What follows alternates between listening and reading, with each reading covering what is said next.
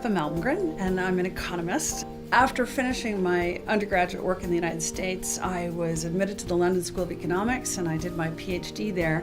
And then I got a job working in finance and quickly discovered that people in the financial markets care a lot about what's happening in politics and policy, but they don't actually follow that world or speak the language of that world.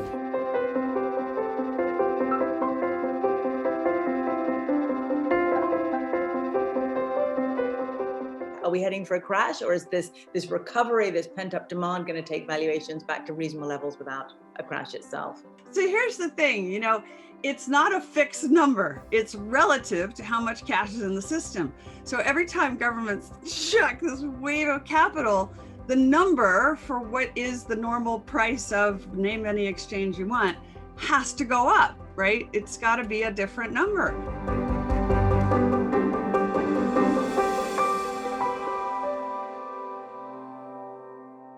Actually, the geopolitical risk of tension between the US and China has risen, not diminished. And also the playing field of geopolitics has radically changed.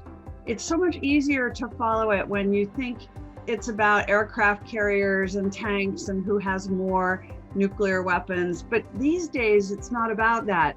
It's about who has the fastest supercomputers and quantum computers, who's got the best computational power, which is the equivalent of the capacity to break the other side's codes. This is the new race in the geopolitical world.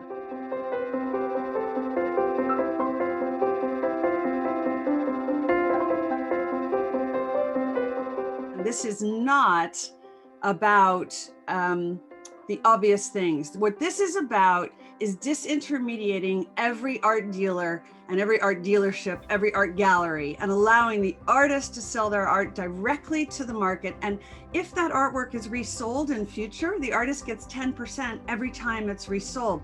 So for people investing in this, they're about empowering the artists as well as making the money.